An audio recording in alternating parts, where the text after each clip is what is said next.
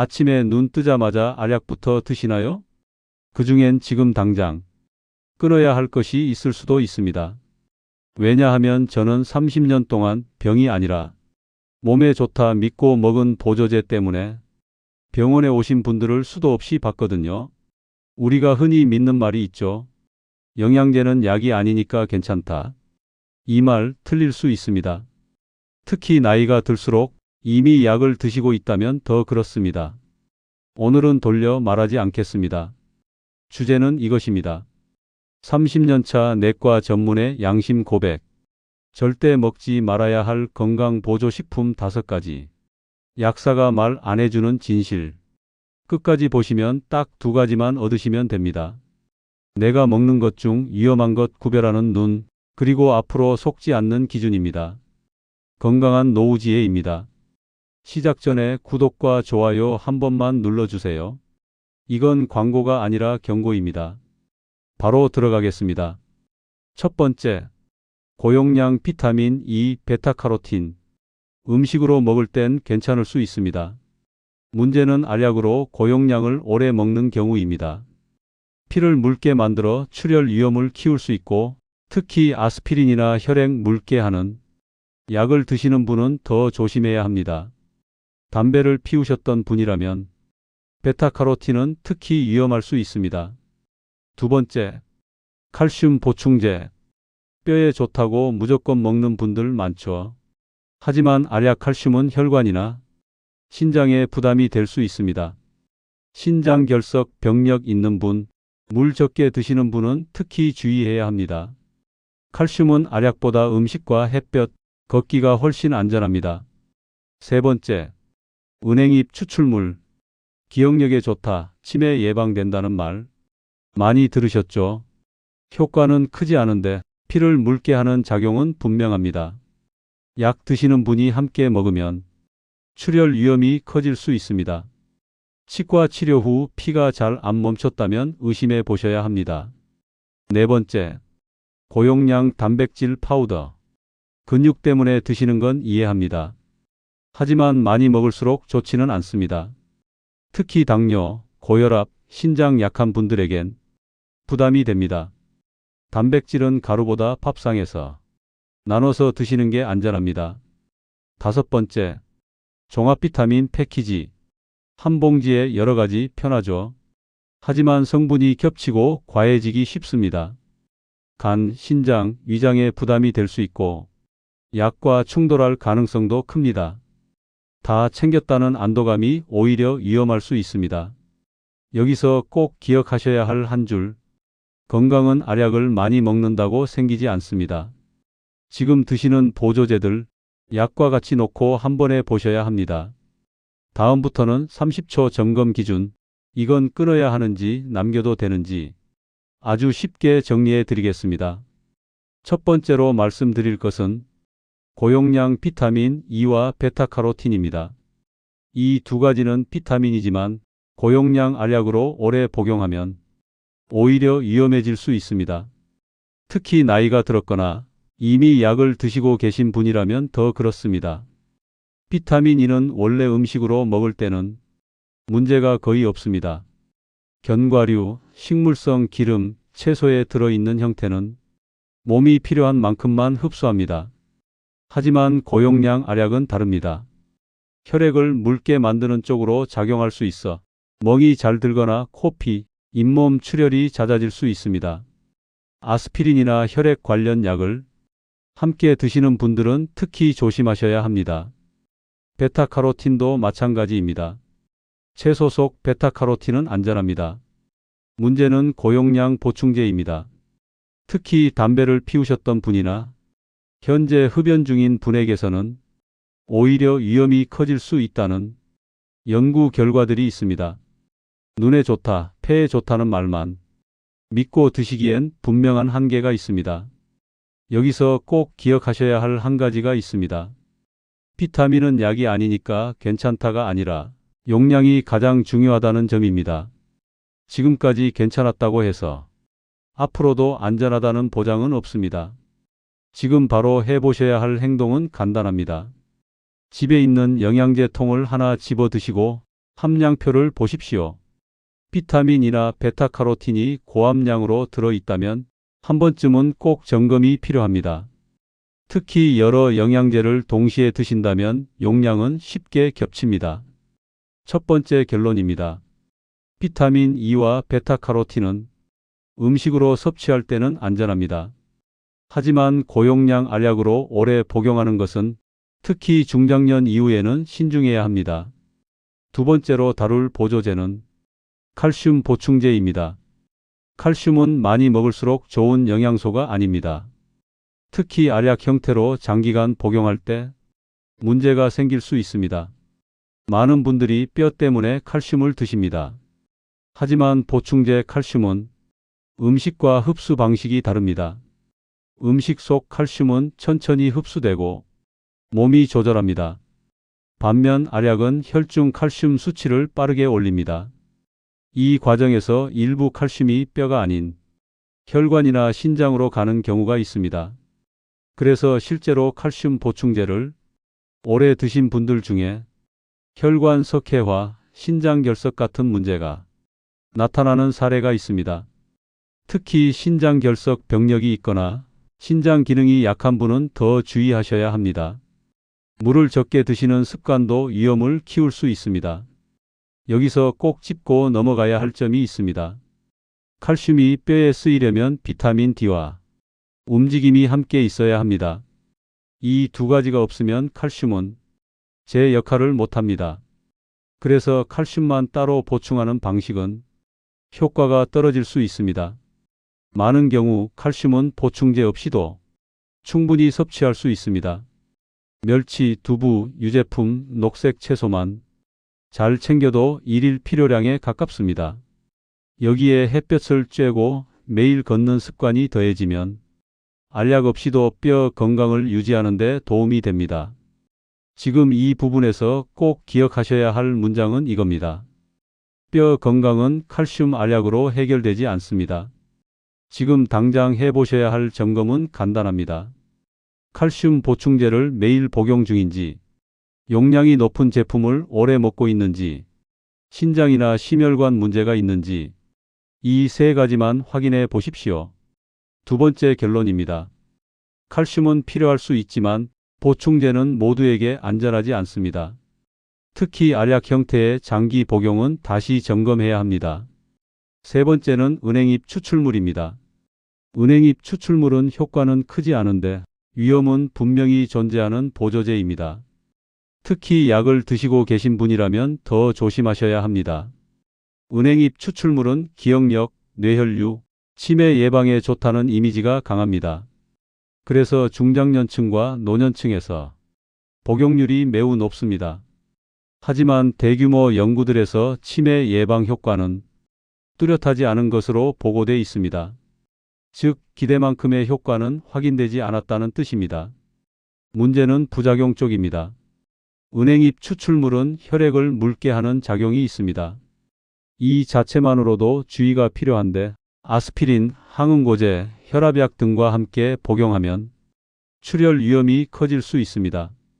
실제 진료 현장에서 이런 경우를 종종 봅니다. 작은 상처인데도 피가 오래 멈추지 않거나 치과 치료 후 지혈이 잘 안 되거나 이유 없이 멍이 늘어나는 경우입니다. 확인해 보면 은행잎 추출물을 복용 중인 분들이 적지 않습니다. 여기서 중요한 점은 은행잎 추출물은 약이 아니라 보조제라서 복용 사실을 의료진에게 알리지 않는 경우가 많다는 것입니다. 그래서 원인을 놓치기 쉽습니다. 특히 조심하셔야 할 분들이 있습니다. 혈액 묽게 하는 약을 드시는 분, 고혈압이나 심혈관 질환이 있는 분, 수술이나 시술을 앞두고 있는 분, 이런 경우 은행잎 추출물은 반드시 재검토해야 합니다. 많은 분들이 이렇게 묻습니다. 그럼 기억력은 뭘로 지켜야 하나요? 답은 의외로 단순합니다. 걷기, 꾸준한 활동, 규칙적인 수면, 사람과의 대화. 이 네 가지가 어떤 보조제보다 효과가 확실합니다. 지금 2단계에서 꼭 기억하셔야 할 문장은 이겁니다. 은행잎 추출물은 안전해서 먹는 것이 아니라 효과 대비 위험을 따져봐야 하는 보조제입니다. 지금 당장 해보셔야 할 점검도 간단합니다. 약을 드시고 있다면 은행잎 추출물을 함께 복용 중인지 한번 확인해 보십시오. 그리고 의료진에게 꼭 알리셔야 합니다. 세 번째 결론입니다. 은행잎 추출물은 치매 예방의 해답이 아닙니다. 효과는 제한적인 반면 출혈 위험은 분명히 존재합니다. 네 번째는 고용량 단백질 파우더입니다. 핵심만 말씀드리겠습니다. 단백질은 필요하지만 파우더를 많이 먹는다고 근육이 지켜지지는 않습니다. 특히 중장년 이후에는 오히려 부담이 될 수 있습니다. 요즘은 노인은 단백질이 답이다라는 말이 너무 쉽게 퍼져 있습니다. 그래서 식사는 줄이고 대신 단백질 가루를 물에 타서 드시는 분들이 늘었습니다. 문제는 이 방식이 몸 상태를 고려하지 않은 선택이라는 점입니다. 고용량 단백질 파우더는 신장에서 처리해야 할 부담을 크게 늘립니다. 특히 당뇨가 있는 분, 고혈압이 있는 분, 신장 기능이 경계선에 있는 분에게는 위험해질 수 있습니다. 겉으로는 괜찮아 보여도 검사 수치가 서서히 나빠지는 경우를 저는 자주 봅니다. 또 하나 놓치기 쉬운 부분이 있습니다. 단백질 파우더는 단백질만 들어있지 않습니다. 인공 감미료, 향료, 첨가물이 함께 들어있는 경우가 많습니다. 이런 성분들은 위장에 부담을 주거나 장기적으로는 몸에 불필요한 자극이 될 수 있습니다. 여기서 꼭 짚고 넘어가야 할 점이 있습니다. 근육을 지키는데 가장 중요한 것은 단백질의 양이 아니라 사용입니다. 즉 먹고 움직이지 않으면 근육은 늘지 않습니다. 걷기, 계단 오르기, 가벼운 근력 운동이 빠진 단백질 섭취는 효과가 떨어집니다. 그렇다면 단백질은 어떻게 섭취하는 게 좋을까요? 답은 단순합니다. 가루보다 식사로 나눠서 드시는 게 안전합니다. 달걀, 생선, 두부, 콩류처럼 소화가 쉬운 식품이면 충분한 경우가 많습니다. 이런 음식은 단백질뿐 아니라 다른 영양소도 함께 제공합니다. 지금 이 부분에서 꼭 기억하셔야 할 문장은 이겁니다. 단백질 파우더는 보충이지 기본 식사가 아닙니다. 지금 바로 점검해 보셔야 할 질문도 하나 드리겠습니다. 식사는 줄이고 파우더에 의존하고 있지는 않은가? 하루 섭취량을 정확히 알고 있는가? 최근 신장 검사 수치를 확인해 본 적이 있는가? 이 세 가지 중 하나라도 걸린다면 복용 방식은 다시 보셔야 합니다. 네 번째 결론입니다. 단백질은 꼭 필요하지만 고용량 파우더는 모두에게 안전하지 않습니다. 특히 중장년 이후에는 음식과 활동이 먼저입니다. 이제 마지막 다섯 번째 보조제입니다. 가장 흔하고 그래서 가장 방심하기 쉬운 종합 비타민 패키지입니다. 핵심부터 말씀드리겠습니다. 종합 비타민은 편해 보이지만 가장 쉽게 과잉이 되는 보조제입니다. 한 봉지에 여러 가지 영양소가 들어있으니 안심이 되죠. 이걸로 다 챙겼다는 느낌도 듭니다. 하지만 바로 그 점이 문제입니다. 필요한 것과 필요 없는 것이 구분 없이 한꺼번에 들어옵니다. 종합 비타민의 가장 큰 위험은 중복입니다.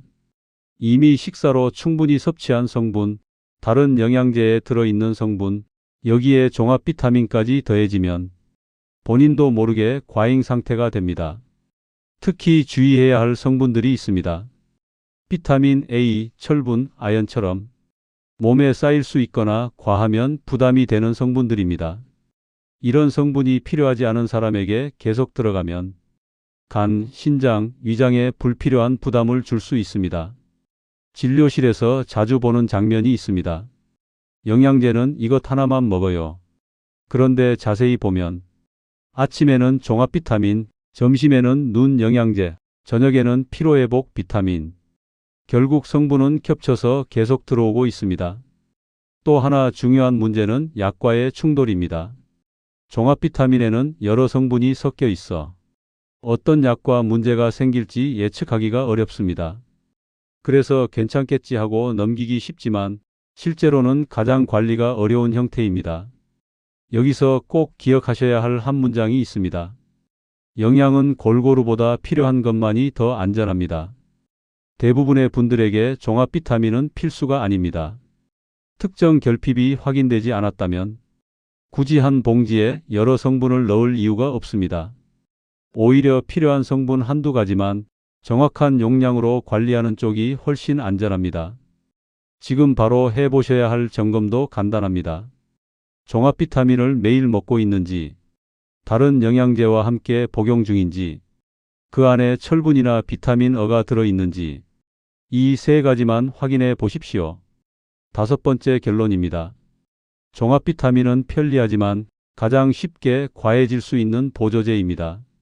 한 번에 다 해결하겠다는 생각이 오히려 건강을 복잡하게 만들 수 있습니다. 지금까지 말씀드린 다섯 가지를 한 번에 점검할 수 있는 기준을 드리겠습니다. 복잡하지 않습니다. 이 기준만 기억하셔도 충분합니다. 먼저 오늘 이야기의 핵심부터 한 줄로 정리하겠습니다. 건강보조식품의 문제는 종류보다 방식에 있습니다. 그래서 저는 항상 이 순서로 보라고 말씀드립니다. 이게 바로 30초 점검 기준입니다. 첫 번째 질문입니다. 이 보조제는 음식으로 대체가 가능한가요? 비타민 E, 베타카로틴, 칼슘, 단백질, 이 네 가지는 대부분 음식으로 충분히 섭취할 수 있습니다. 음식으로 가능한데 알약으로만 해결하려고 한다면 일단 다시 생각하셔야 합니다. 두 번째 질문입니다. 이 보조제에 고용량, 강화, 프리미엄 같은 말이 붙어 있나요? 이 표현이 붙어 있다면 주의 신호입니다. 고용량은 효과를 보장하지 않습니다. 오히려 부작용 가능성만 키우는 경우가 많습니다. 세 번째 질문입니다. 내가 먹는 약과 겹치거나 충돌할 가능성은 없나요? 혈압약, 당뇨약, 아스피린, 항응고제, 이 중 하나라도 드시고 있다면 은행잎, 비타민 E, 종합 비타민은 반드시 점검 대상입니다. 영양제니까 괜찮겠지는 여기서 통하지 않습니다. 네 번째 질문입니다. 이 보조제를 왜 먹고 있는지 한 문장으로 설명할 수 있나요? 그냥 좋다니까, 주변에서 먹어서, 광고에서 봐서. 이런 이유라면 중단 후보입니다. 목적이 분명하지 않은 보조제는 계속 먹을 이유도 없습니다. 다섯 번째 질문입니다. 이걸 끊으면 당장 큰 문제가 생길까요? 대부분의 경우 답은 아니요입니다. 끊었을 때 불안하기만 하고 몸에 변화가 없다면 그 보조제는 필요 없었을 가능성이 큽니다. 이 다섯 가지 질문 중 두 개 이상에서 걸린다면 그 보조제는 중단하거나 재검토해야 할 가능성이 높습니다. 이제 오늘 내용을 아주 간단히 다시 정리하겠습니다. 첫째, 비타민 E와 베타카로틴은 음식으로 충분합니다. 고용량 알약은 신중해야 합니다. 둘째, 칼슘은 알약보다 생활 습관이 먼저입니다. 햇볕, 걷기, 식사가 기본입니다. 셋째, 은행잎 추출물은 효과보다 위험을 먼저 따져야 합니다. 약을 드신다면 특히 조심하셔야 합니다. 넷째, 단백질 파우더는 보조일 뿐 식사를 대신할 수 없습니다. 근육은 먹는 것보다 쓰는 것이 중요합니다. 다섯째, 종합 비타민은 가장 쉽게 과해지는 선택입니다. 필요한 것만 최소한으로가 원칙입니다. 건강은 더 챙길수록 좋아지는 게 아닙니다. 덜어낼 줄 알 때 비로소 몸이 편해집니다. 오늘 이야기를 들으시면서 아마 이런 생각이 드셨을 겁니다. 그럼 나는 지금까지 뭘 너무 많이 하고 있었구나. 그 깨달음이면 충분합니다. 건강관리에서 가장 어려운 건 새로운 걸 더하는 게 아니라 불필요한 걸 빼는 결정이기 때문입니다. 제가 30년 동안 진료실에서 느낀 한 가지는 분명합니다. 몸은 복잡한 걸 좋아하지 않습니다. 알약이 많아질수록, 보조제가 늘어날수록 몸은 더 헷갈리고 더 지칩니다. 그래서 저는 항상 이렇게 말씀드립니다. 건강은 투자 대상이 아니라 관리 대상입니다. 많이 쓸수록 좋아지는 구조가 아닙니다. 혹시 지금 아침에 먹는 알약이 3가지 이상이라면 이걸 왜 먹고 있지? 라고 한 번만 스스로에게 물어보십시오. 그 질문의 답이 바로 나오지 않는다면 그 보조제는 이미 역할을 다했을 가능성이 큽니다. 오늘 영상의 목적은 공포를 주는 것도 모든 영양제를 부정하는 것도 아닙니다. 여러분이 스스로 판단할 수 있는 기준을 드리는 것, 그것 하나입니다. 이제 여러분께 작은 부탁을 드리겠습니다. 오늘 내용 중 하나라도 이건 나한테 해당된다 싶으셨다면 댓글로 남겨주셔도 좋습니다. 어떤 보조제를 고민하고 계신지, 어디서 헷갈렸는지 그 질문 하나가 다음 영상의 주제가 될 수 있고 다른 분들에게도 큰 도움이 됩니다. 앞으로 이 채널에서는 나이대별로 정말 필요한 최소 영양소, 약과 함께 먹어도 되는 보조제, 피해야 할 조합, 병원에서 잘 설명해 주지 않는 생활습관 기준, 이런 이야기들을 계속 정리해 드리겠습니다. 건강한 노후 지혜는 더 먹게 만드는 채널이 아니라 덜 먹고 덜 불안해지는 채널이 되고 싶습니다. 오늘 이 시간이 여러분의 건강을 조금이라도 가볍게 만드는 데 도움이 됐다면 구독과 좋아요로 함께해 주십시오. 여러분의 선택 하나가 앞으로의 건강 관리를 훨씬 단순하게 만들어 줄 겁니다. 지금까지 건강한 노후 지혜였습니다. 다음 영상에서 다시 뵙겠습니다.